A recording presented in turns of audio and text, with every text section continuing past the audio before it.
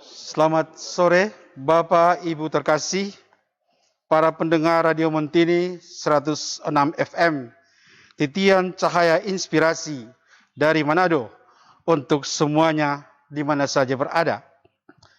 Yang mulia Bapak Uskup Manado, Monsignor Benedictus Estefanus Roli Untu MSc, Pastores Keuskupan Manado, biarawan-biarawati dan umat Katolik Keuskupan Manado yang terhormat. Senang dan bahagia sekali kendati dalam kegalauan hati bersama di tengah pandemi COVID-19, kita masih boleh berjumpa kembali bersama hendak merefleksikan panggilan pelayanan kita dalam aksi puasa pembangunan tahun 2021. Salam sehat, pakai masker, jaga jarak, dan rajin mencuci tangan, jaga imun, jaga iman, dan semakin menjadi berkat.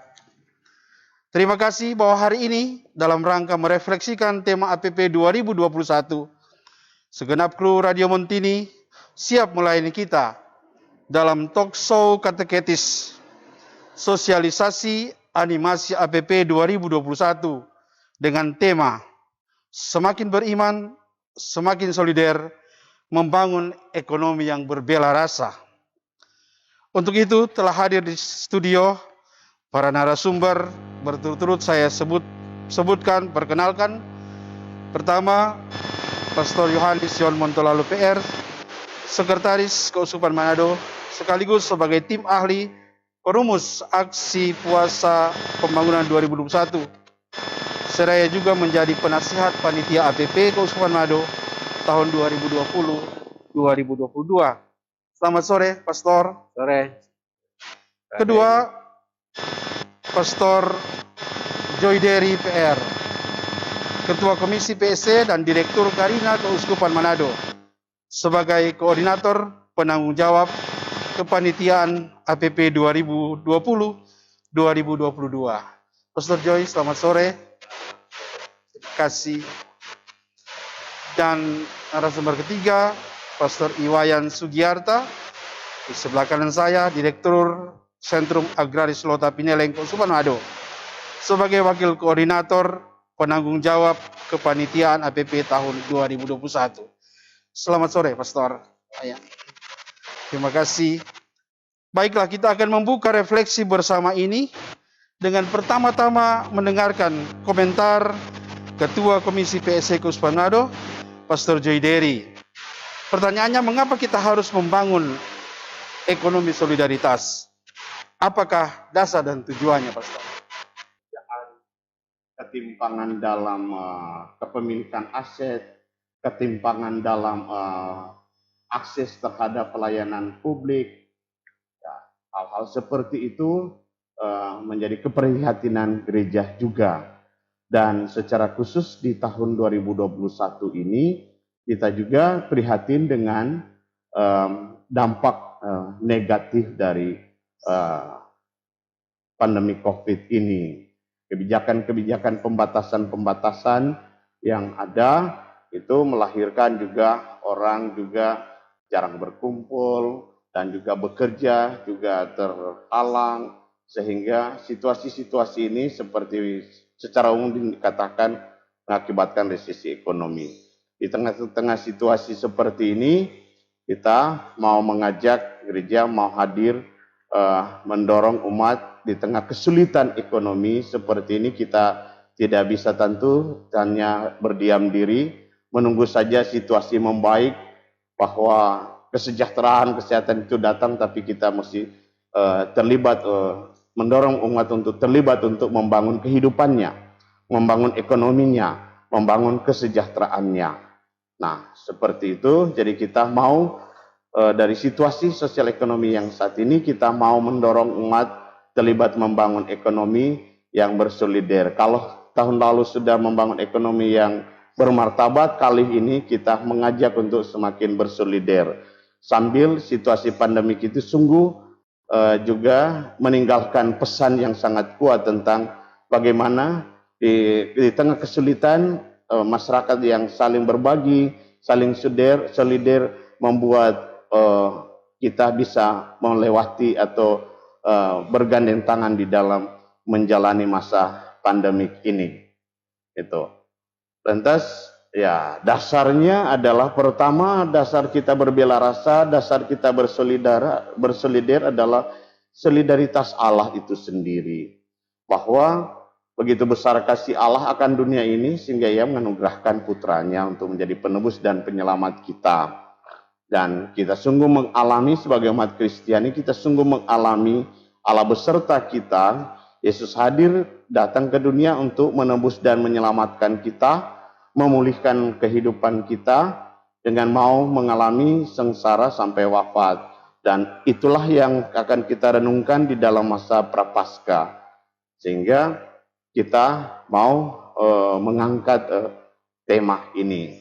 Jadi dasar atas berdasar dari solidaritas Allah, pengalaman Yesus beserta kita membangun kehidupan kita, dan juga pengalaman misalnya orang-orang yang berjumpa dengan Yesus bagaimana mereka akhirnya mengelola di dalam semangat solidaritas, mengelola dalam semangat cinta kasih. Contohnya misalnya Sakeus, ketika merasa ia didekati oleh Yesus, bahwa Yesus datang hadir ke rumahnya, maka dia menyatakan pertobatannya. Kalau dia merugikan orang, ia akan kembalikan, dan dia akan juga berbagi dari harta kekayaannya kepada orang lain. Nah, itulah dasar-dasar kita di dalam membangun ekonomi solidaritas kita. Nah, kita berharap bahwa di tengah situasi sulit seperti ini, kita tidak hanya berdiam diri dan mau mengajak di dalam masa Prapaskah sebagai aksi puasa pembangunan kita bisa mengembangkan gerakan bersama di dalam komunitas-komunitas basis kita, gerakan bersama di dalam memenuhi kebutuhan dasar. Itu paling pertama. Apalagi saat ini seperti ini, kita sementara bencana di seputaran Manado. Nah, luar biasa misalnya contoh semangat solidaritas itu sungguh dirasakan saat ini. 1 minggu saya dan Pastor Wayan mengkoordinir bantuan umat Katolik. Dalam 1 minggu kita mampu menggalang dan juga sudah menyalurkan sampai menjangkau hampir 700 KK. Itu satu wujud dari solidaritas. Bagaimana umat Katolik di Keuskupan ini bahkan disupport oleh umat Katolik ke Indonesia, kita bisa bersama misalnya menyediakan paket sembako, paket family kit, paket hygiene kit.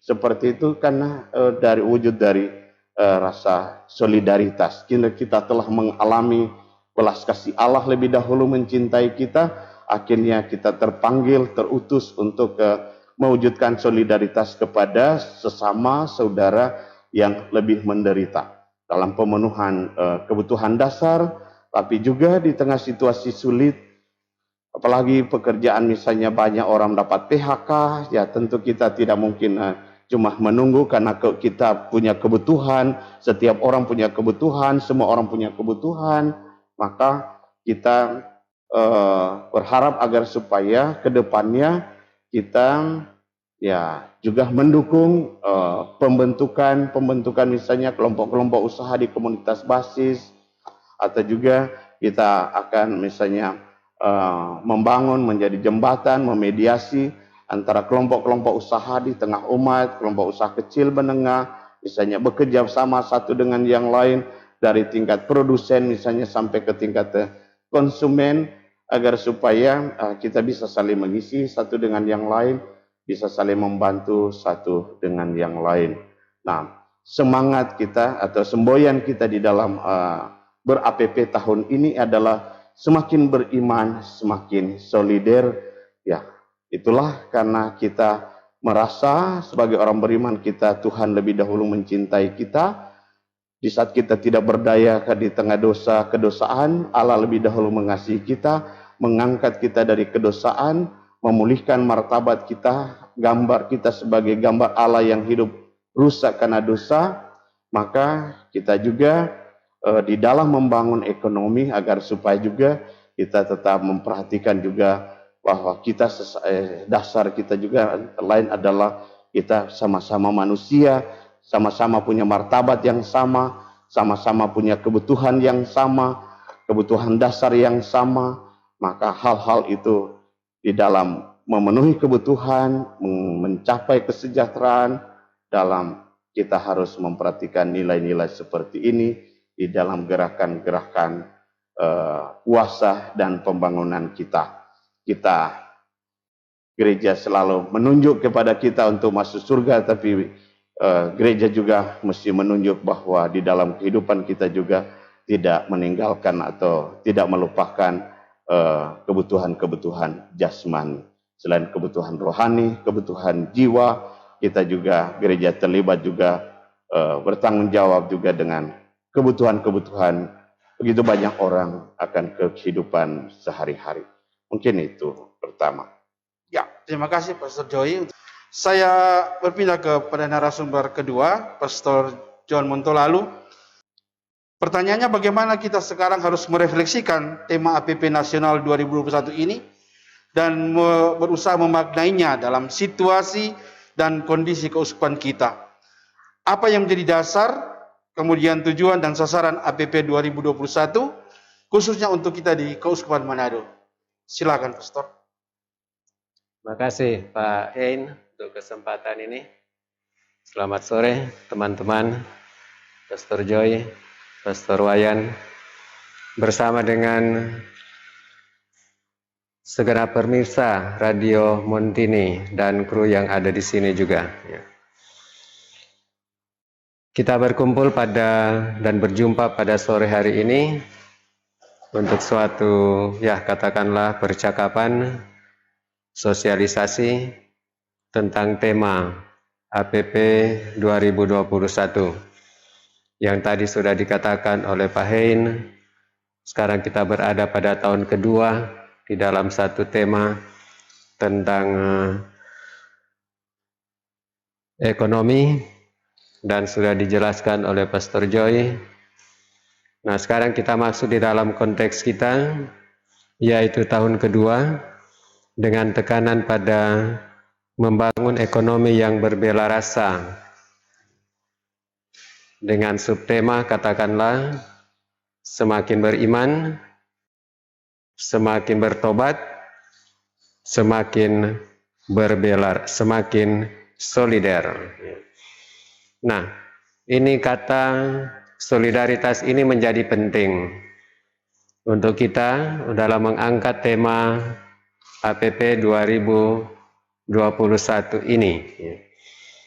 Solidaritas ini baik kita tempatkan di dalam satu konteks kehidupan ekonomi.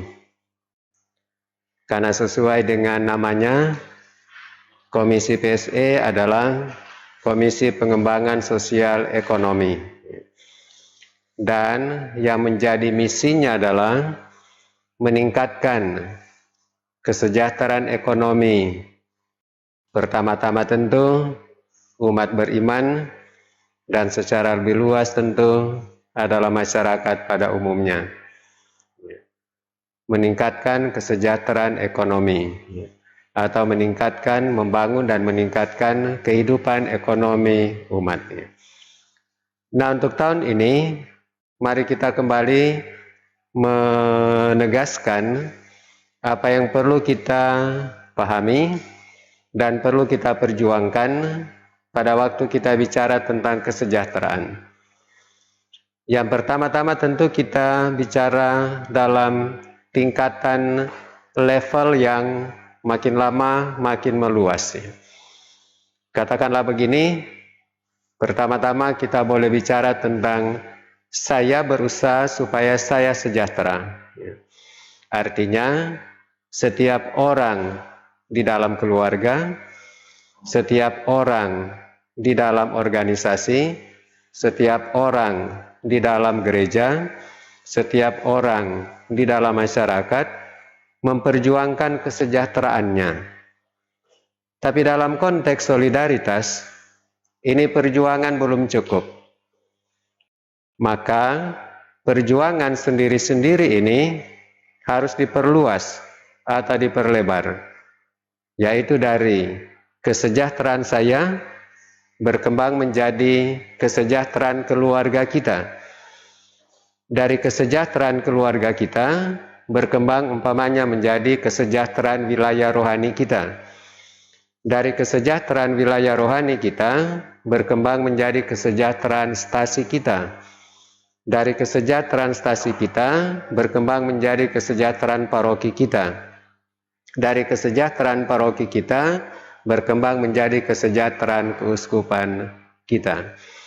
Nah, sambil kita melihat tingkatan perjuangan di dalam kesejahteraan ini, sekarang menjadi sangat penting apa yang menjadi tema kita pada tahun ini, yaitu kekuatan utama dalam rangka memperjuangkan kesejahteraan bersama itu.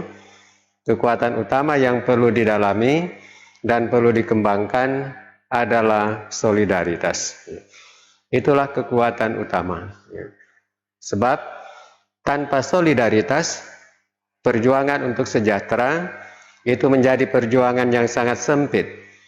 Artinya hanya terpusat pada diri sendiri.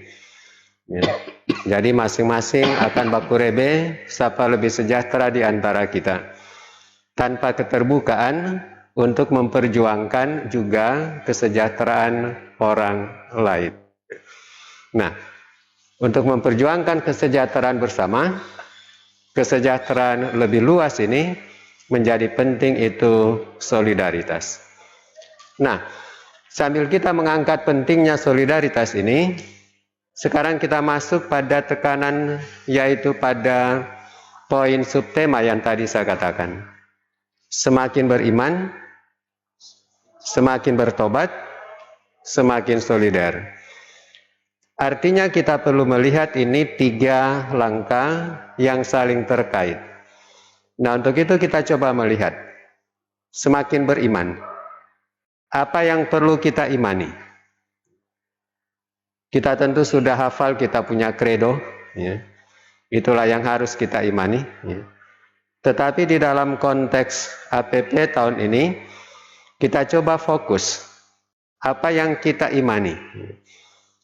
Yang kita imani di dalam konteks ekonomi, yaitu saya bekerja, Anda bekerja, dan semua berjuang untuk kesejahteraan.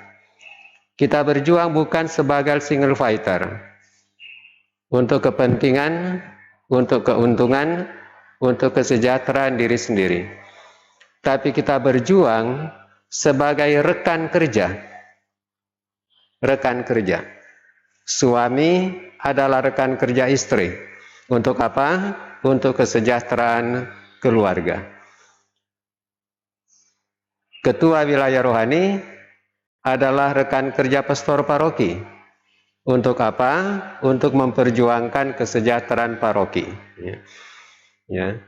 Anak adalah rekan kerja orang tua. Untuk apa? Untuk memperjuangkan kesejahteraan keluarga. Kita mau kembangkan ini sebagai bagian dari iman kita. Dan iman itu kita rujuk pada kitab penciptaan. Yaitu Allah sudah membekali kita dengan rupa-rupa kemampuan, ya, dengan martabat yang sudah diberikan kepada kita. Dan poin penting dari anugerah ini adalah bukan untuk dipakai hanya untuk kepentingan diri sendiri, tapi semua anugerah itu, sebagaimana kemudian dikalimatkan oleh Paulus, dipakai untuk kepentingan bersama. Artinya semua kemampuan yang ada dalam diri masing-masing diberdayakan seoptimal mungkin, sehingga pada waktunya mendatangkan kesejahteraan dan kebaikan untuk semua anggota. Kita boleh bicara tentang anggota lingkungan yang paling kecil, semua anggota keluarga, semua anggota wilayah rohani, semua anggota stasi, semua anggota paroki, dan begitu seterusnya. Itu iman yang pertama-tama harus dibangun, yaitu kita bekerja sama. Karena apa? Saya hanyalah rekan kerja dalam satu konteks yang lebih besar, ya, rekan kerja. Dengan kita boleh bicara tentang pembagian tugas masing-masing, tetapi saya hadir di situ bukan single fighter, tapi saya adalah rekan kerja yang harus bekerja sama dengan orang lain, berbagi tenaga dengan orang lain, bahkan berbagi modal dengan orang lain, supaya pada waktunya menghasilkan kesejahteraan bersama itu. Semakin beriman, dan iman inilah yang sekarang kita coba angkat. Iman bahwa dalam perjuangan ekonomi, saya adalah rekan kerja. Nah, sehingga boleh dengan gampang bekerja sama satu dengan yang lain. Lantas subtema yang kedua, kita sudah beriman begitu. Kita sudah percaya begitu. Tetapi ternyata fakta menunjukkan bahwa belum semua sejahtera. Belum semua keluarga sejahtera. Belum semua anggota wilayah rohani sejahtera. Belum semua anggota paroki sejahtera. Belum semua warga keuskupan sejahtera. Belum semua warga masyarakat sejahtera. Kita sudah beriman, tetapi ternyata belum mencapai tujuan atau cita-cita itu. Maka dari itu kita harus bertobat. Nah, sekarang pertanyaannya adalah semakin bertobat. Dalam hal apa kita harus bertobat? Iman tentu sudah jelas.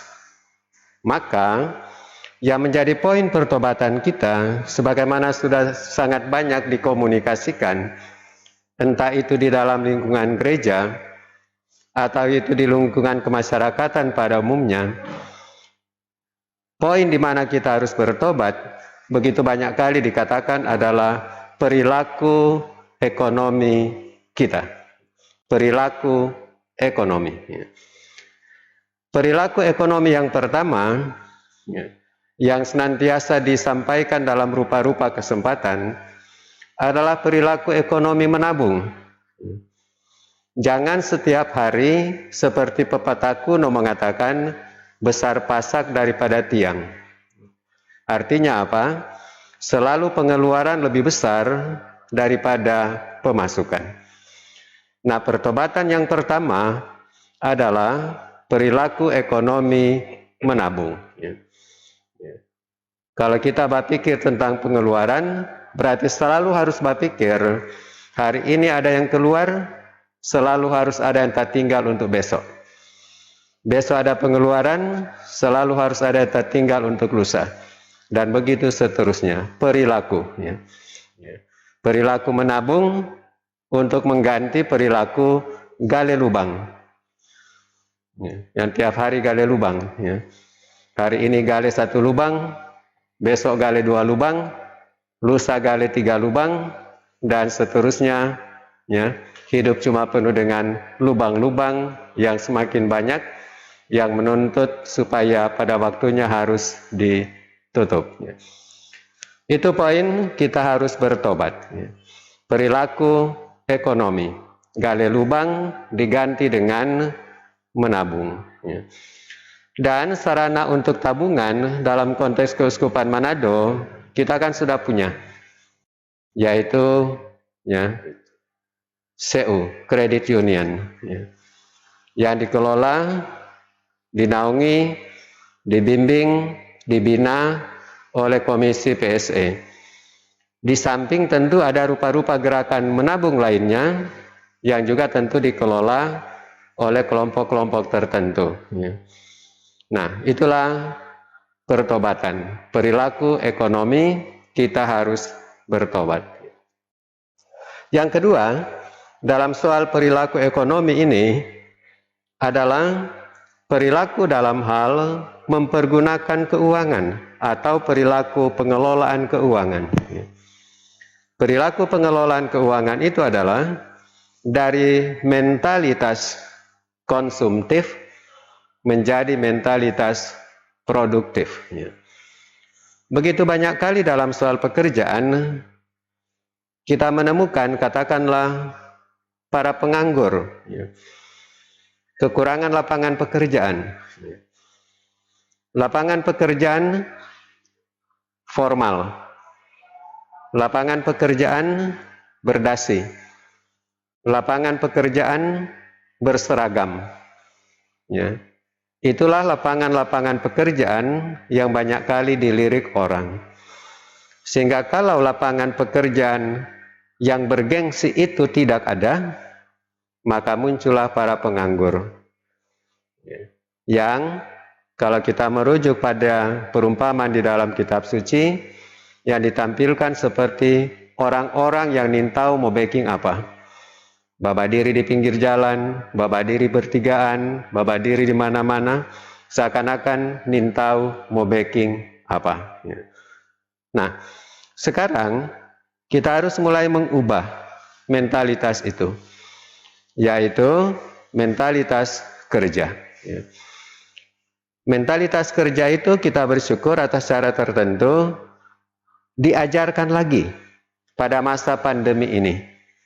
Diajarkan lagi pada masa pandemi ini.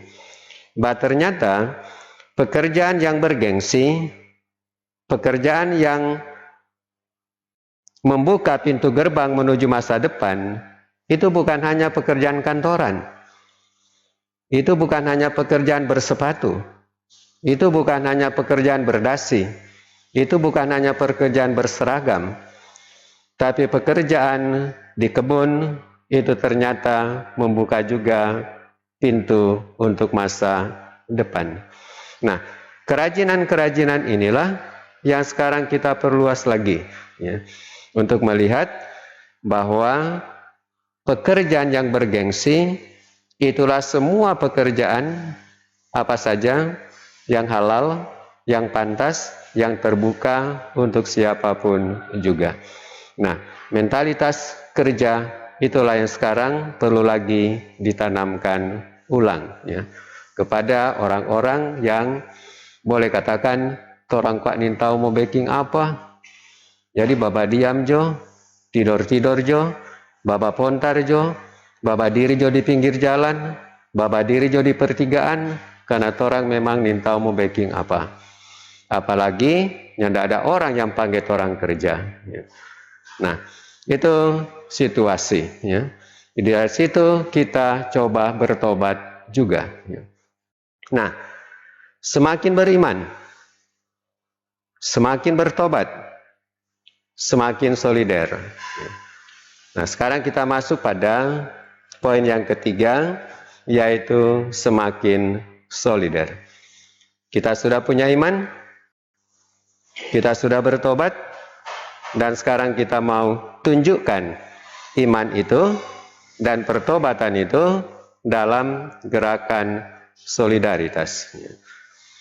Nah, dalam rangka membangun gerakan solidaritas ini, ya, dibutuhkan senantiasa spiritualitas, semangat. Ya.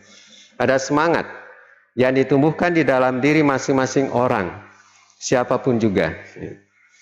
Dan semangat itu adalah semangat untuk berbagi, ya. Semangat untuk berbagi, ya.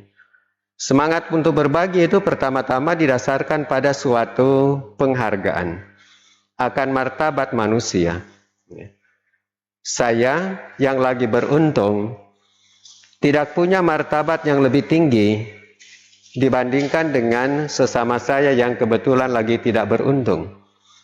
Saya yang beruntung dengan dia yang tidak beruntung, saya dan dia punya martabat yang sama.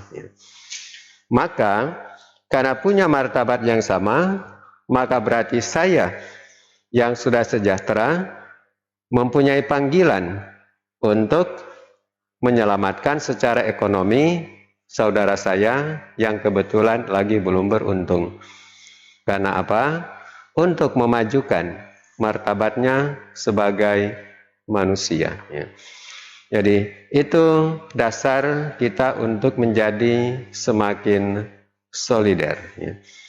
Nah, dalam rangka itulah Keuskupan Manado mau ber-APP, ya, untuk mengajak siapapun juga, mari kita tingkatkan lagi iman kita dalam konteks sosial ekonomi, pekerjaan, upaya untuk kesejahteraan, apa yang harus kita imani dalam konteks ekonomi, dalam konteks kesejahteraan, berjuang untuk kesejahteraan bersama, apa yang harus kita perbaiki dalam konteks pertobatan harus kita tinggalkan, dan untuk memperjuangkan kesejahteraan itu tidak ada pilihan lain daripada solidaritas ini sebagai satu kekuatan untuk benar-benar mendukung dan memperjuangkan kesejahteraan itu.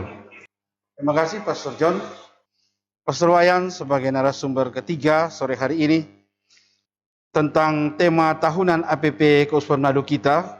Melalui SAL ini, apa harapan keuskupan yang kiranya boleh berdampak bagi pembangunan ekonomi yang berbela rasa menerjemahkan tema APP 2021 ini? Pastor. Baik, Pastor John, Pastor Joy, Pak Hein, selamat sore juga pemirsa dan para pendengar Radio Montini. Saya berterima kasih boleh hadir bersama mendalami tema APP 2021, semakin beriman, semakin solider, membangun ekonomi yang berbela rasa. Kalau ditanya tentang apa cita-cita SAL, kita mungkin baik melihat arti atau kata SAL itu sendiri. Ya, SAL, S-A-L, singkatan dari Sentrum Agraris Lota. Itu berarti bahwa lota atau bangunan lahan di sana itu menjadi sentra dari agraria, pertanian. Memang di sana juga ada kandang, ada kolam yang bisa juga untuk peternakan, untuk perikanan. Tapi karena lahan di SAL itu luas, maka pertanian itu bagi saya mungkin itu menjadi fokus utama ke depan. Nah, beranjak dari nama ini, Sentrum Agraris Lota, maka sesuai dengan SK dan juga mandat yang saya terima sebagai pastor muda di sana, bersama dengan Pastor Joy selaku Ketua PSE Keuskupan Manado, pertama saya mau menata SAL, Sentrum Agraris Lota, menjadi tempat yang aman, tempat yang nyaman,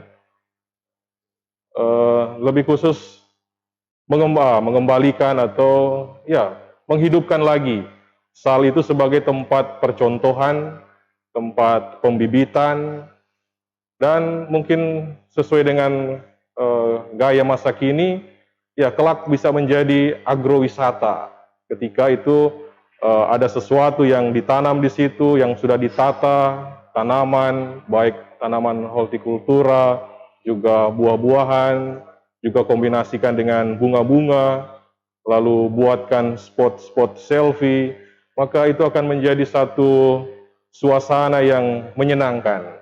Jadi dengan demikian SAL menjadi tempat yang betul-betul dirindukan oleh orang, oleh umat, masyarakat, dan bisa datang berkunjung ke sana, menikmati apa yang ada, begitu.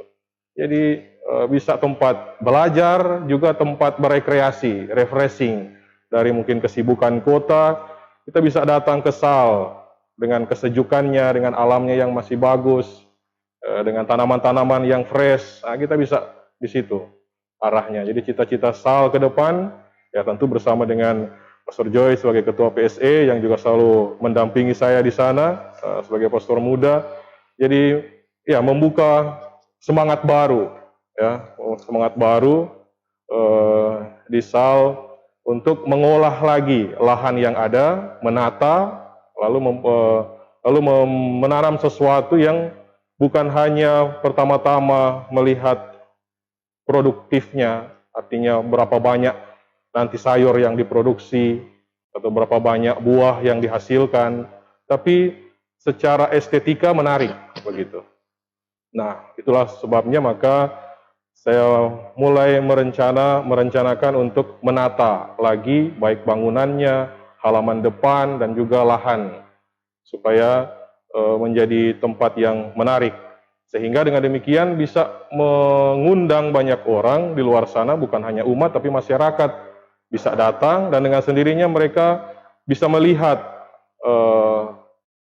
lahan seluas ini saya punya di rumah, misalnya di quintal di rumah, saya bisa tanam seperti yang di SAL. Jadi secara langsung maupun tidak langsung kita memberi edukasi kepada masyarakat, kepada umat kita, bukan hanya lewat kata-kata, mari menanam, tetapi memang betul-betul mereka melihat, wah di SAL sebuat begini, bagaimana cara menanam begini. Juga tentu mesti ditekankan juga, SAL tetap konsisten bahwa yang ditanam atau pertanian yang mau dikembangkan di situ organik. Jadi bukan hanya sekedar menanam saja, tetapi menanam tanaman yang sehat. Dengan demikian kita akan bisa mengonsumsi makanan yang sehat pula. Maka seruan untuk makan makanan yang bergizi, makan makanan yang sehat, itu akan menjadi slogan saja kalau kita tidak menanam tanaman yang sehat, begitu. Jadi ini juga seperti Pastor John sudah ungkapkan juga tadi, ini juga sebagai seruan pertobatan, ya. Seruan pertobatan untuk menjaga iman dan imun. Tentu kita mesti konsumsi makanan-makanan yang sehat tentu sekarang. Tapi banyak di luar sana yang ya memang untuk mengejar hasil mesti didoping dengan pupuk kimia dan seterusnya. Ya, itu yang jadi, yang tidak bisa dipungkiri, tetapi mari kita bertobat untuk ya menanam pertama-tama, kemudian mengkonsumsi makanan-makanan yang sehat. Dan ke depan SAL, Sentrum Agraris Selota, berusaha untuk itu, untuk mengedukasi umat lewat tanaman yang sehat, yang bergizi, supaya kemudian juga mengajak umat untuk mengkonsumsi makanan yang sehat. Nah, apa dampak atau efeknya bagi umat? Nah, kami SAL akan membangun jejaring dengan mungkin bisa dengan pemerintah, dengan sekolah-sekolah. Ketika SAL sudah menjadi tempat yang aman dan nyaman, tentu banyak orang rindu untuk datang, punya keinginan untuk datang, apalagi lewat media sosial sekarang kan, kalau coba selfie, bagus tempat itu, di mana itu? Di SAL, di Lota. Bisa berbondong-bondong datang, lihat alami, bukan hanya nikmati selfie-nya bagus atau hasil potretannya bagus, tapi bisa menikmati juga buah, sayur yang sudah ditanam di sana. Jadi itu SAL jadi akan punya ciri khas tersendiri. Itu. Nah, lalu kemudian kerjasama dengan pemerintah, bisa saja program-program pemerintah dalam hal pertanian bisa berkolaborasi, bekerja sama dengan SAL dalam hal pelatihan, dalam hal pembinaan, itu bisa. Itu juga dengan sekolah-sekolah, bisa kerjasama juga, mulai dari PAUD sampai perguruan tinggi, kami akan menjalin relasi supaya apa? Supaya mengajarkan kepada anak-anak kita dari usia dini mengenal itu tanaman. Itu, belajar bercocok tanam, belajar menyentuh tanah itu. Karena orang juga berasal dari tanah. Jadi jangan sampai nanti anak-anak besar orang tidak tahu ini bibit apa, ini sayur apa namanya, ini buah apa. Tapi kalau dari kecil perbiasakan itu, maka itu akan menjadi seruan yang luar biasa dari SAL kepada masyarakat, kepada umat kita untuk bertobat dari mengkonsumsi mungkin makanan yang biasa, tetapi berusaha belajar mengkonsumsi makanan yang sehat dan terlebih tentu tanaman yang sehat juga. Itu cita-cita SAL ke depan, berharap ini bisa menjadi nyata, karena SAL memang puluhan tahun itu ada, tetapi mari kita berjuang juga bersama untuk membaharui, punya semangat baru ke depan, sehingga yang dicita-citakan SAL menjadi agrowisata, menjadi tempat yang nyaman, di tempat yang indah, itu bisa terwujud. Itu dari saya. Terima kasih, Pastor Wayan. Pertanyaan terakhir barangkali untuk kita para narasumber. Kita akan membuka masa Prapaskah 2021 Rabu Abu minggu depan, dan kita sudah mendengarkan apa yang menjadi tema APP 2021 secara khusus untuk level keuskupan kita. Barangkali baik kalau para narasumber memberikan satu catatan-catatan penutup bagaimana pesan atau kerja nyata yang kita bisa buat dengan tema APP 2021. Tadi Pastor John sudah menguraikan dari tingkat keluarga sampai ke tingkat keuskupan. Teristimewa di masa pandemi ini. Begitu kita merasa kita ditimpa dari segala sisi karena pandemi, tapi kita harus kemudian bangkit dengan tema APP, semakin beriman, semakin bertobat, dan semakin solider dalam keterbatasan untuk membangun semangat bela rasa itu. Barangkali pertama saya berikan kesempatan Pastor Joy untuk coba memberikan pesan-pesan akhir untuk umat Katolik Keuskupan Manado semakin bersemangat walaupun dalam pandemi. Pesannya mengisi masa Prapaskah, masa tobat, agar supaya merayakan Paskah dengan semangat kebangkitan.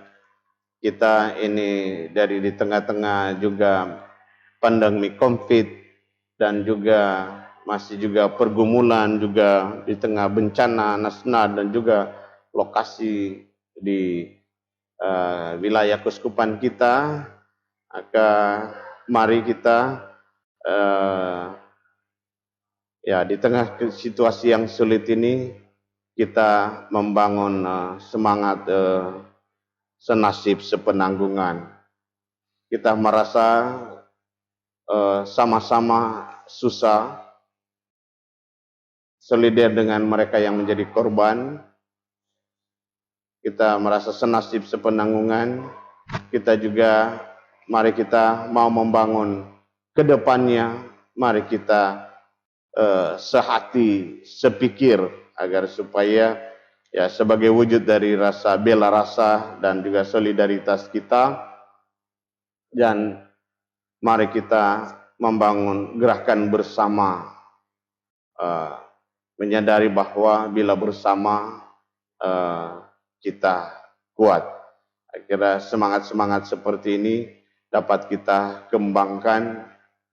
Kita tetap ingat, tidak lupa bersyukur walaupun situasi sulit, tapi Tuhan tetap beserta kita, yang beruntung maupun yang dalam keadaan menjadi korban bencana atau situasi sulit ini.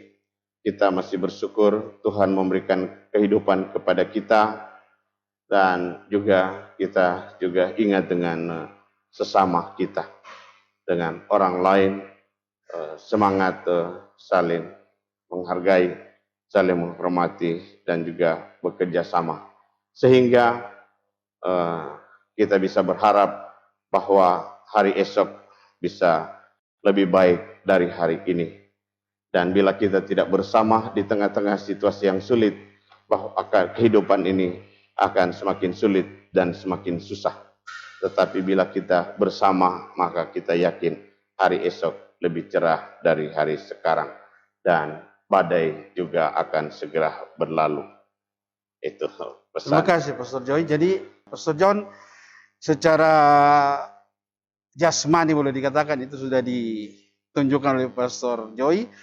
Tapi barangkali Pastor juga bisa melihat tadi semakin beriman bertobat dalam memasuki Prapaskah 2021 ini secara liturgis sudah disusun oleh Komisi Katolik. Barangkali Pastor boleh menguatkan umat kita untuk memasuki masa Prapaskah, berefleksi dengan APP 2021.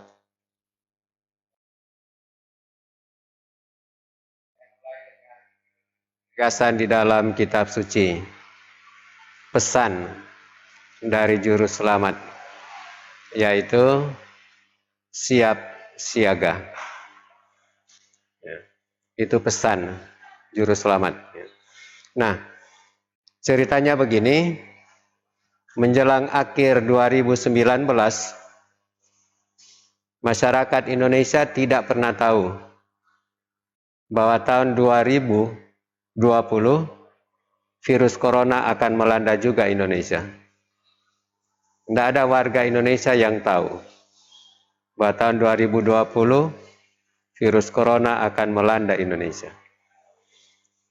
Sepanjang pesta Natal 2020 dan tahun baru 2021, biarpun masih di dalam kondisi pandemi virus corona, tidak ada satupun masyarakat Sulawesi Utara yang tahu bahwa nanti pada akhir bulan Januari akan terjadi hujan lebat, disertai dengan banjir, disertai dengan longsor, disertai dengan puting beliung, disertai dengan badai rob. Tidak ada satupun yang tahu bahwa itu akan terjadi. Ya. Maka pesan di dalam kitab suci dari Sang Juru Selamat tetap relevan untuk kita, yaitu siap siaga. Nah, dalam konteks itu, kita mau siap siaga di dalam dua bidang ini. Siap siaga di dalam bidang keimanan, mempersiapkan supaya iman tetap kuat, dan siap siaga di dalam bidang keekonomian, siap siaga supaya ekonomi tetap kuat, sehingga kapanpun badai itu datang, paling tidak setiap orang, setiap keluarga punya kekuatan ekonomi untuk bertahan dan tidak langsung panik, tidak langsung kehilangan akal, tidak langsung kehilangan kekuatan.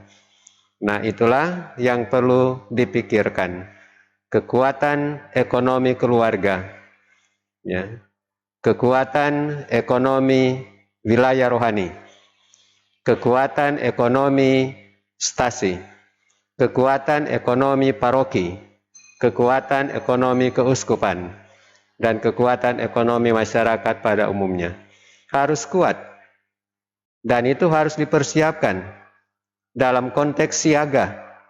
Entah siaga 1, siaga 2, siaga 3, siaga 4, pokoknya dalam konteks siaga. Sehingga kapanpun katakanlah bencana datang, kita masih boleh tetap bertahan dan tidak langsung kehabisan tenaga atau kekuatan. Nah, itulah yang menjadi program secara sangat khusus, spesifik dari Komisi Pengembangan Sosial Ekonomi. Bagaimana membekali kita punya umat untuk memperkuat ekonomi ini. Sedangkan Komisi Kateketik membekali umat dengan permenungan-permenungan. Dan di dalam buku ini yang sudah diedarkan kepada pastor-pastor paroki untuk diteruskan kepada umat di paroki, ada dua hal penting yang nanti akan dikerjakan oleh Komisi Kateketik dalam rangka konteks tadi, siap siaga di dalam konteks iman, yaitu siap siaga dengan kerajinan dalam mengikuti, bilanglah 1, kegiatan peribadatan, berdoa bersama, tentu sambil memperhitungkan situasi dan kondisi, atau juga berdoa sendiri dalam konteks tema APP. Dan Komisi Kateketik sudah menyiapkan, bahkan pada waktunya ada simulasi berkaitan dengan ibadah-ibadah itu. Jadi dalam konteks siap siaga iman, mari kita menjaga dan mengembangkan kerajinan kita dalam beribadah, dalam doa, entah itu dibuat secara pribadi ataupun dibuat di dalam kelompok, dalam masing-masing level yang tersedia. Itu berkaitan dengan kegiatan peribadatan. Yang kedua, juga dalam konteks siap siaga iman, yaitu katekese, yaitu tambah-tambah pengetahuan, supaya kita memegang pengetahuan yang benar, pengetahuan iman yang benar, supaya juga kita tidak gampang tersesat dengan rupa-rupa gejolak yang ada, dengan rupa-rupa katakanlah cobaan yang suka-suka saja membawa ajaran sesat. kepada kita. Maka imun di bidang itu pun harus tetap dijaga. Siap siaga supaya kita punya pengetahuan iman yang benar, dan itulah lewat katekese yang difasilitasi oleh Komisi Kateketik, ya. Dan juga punya praktek iman yang benar. Salah satu contoh praktek iman yang benar yaitulah di dalam kegiatan peribadatan. Dan begitulah juga di dalam kegiatan-kegiatan kelompok-kelompok atau individu lainnya yang berkaitan dengan praktek-praktek iman atau praktek-praktek keagamaan. Jadi mari kita tanggapi pesan itu, siap siaga dengan cara apa? Bukan berpangku tangan, tetapi dengan kerajinan. Rajin menjaga ketahanan iman dan rajin mengupayakan ketahanan ekonomi. Itu ya. Terima kasih, Pak. Pastor Wayan mau tambahkan terakhir, pesan-pesan terakhir untuk umat kita dari Talaut sampai ke Beteleme sampai ke Manggai. Ya, pesan saya, mari nyatakan iman itu lewat kerja nyata, lewat pertobatan yang ekologis, dalam arti mengolah tanah dengan bermartabat, supaya tanah menjadi sahabat kita, bukan musuh yang mengancam kita, yang mengakibatkan banjir, tanah longsor, tetapi menjadi sahabat yang menumbuhkan tumbuh-tumbuhan, makanan yang sehat bagi kita, sehingga kita juga manusia tumbuh menjadi pribadi-pribadi yang sehat, yang punya iman yang mantap, dan dengan demikian kesatuan, keutuhan ciptaan tetap terjaga. Demikian. Baik, terima kasih Pastor Wayan, Pastor Joy, Pastor John untuk sore yang begitu berharga ini. Para pendengar, pemirsa Radio Montini 106 FM, kita telah bersama-sama dengan para narasumber merefleksikan sosialisasi APP 2021 dengan tema semakin beriman, semakin solider, membangun ekonomi yang berbela rasa. Semoga kita bersama-sama sudah menyimak apa yang menjadi tema APP 2021 dengan dibantu oleh talkshow ini, kemudian nanti melalui video tutorial dan buku-buku panduan lainnya. Semoga pembangunan dan implementasi ekonomi yang semakin beriman, semakin solider dan semakin berbela rasa, semakin terlaksana di tengah kehidupan beriman dan bermasyarakat umat Katolik Keuskupan Manado. Terima kasih kepada para pendengar Radio Montini tercinta di mana saja berada. Salam sehat. Terima kasih kepada kita semua dan sampai jumpa. Terima kasih. Terima kasih semua. Terima kasih banyak. Selamat. Ya. Terima kasih. Ya. Selamat.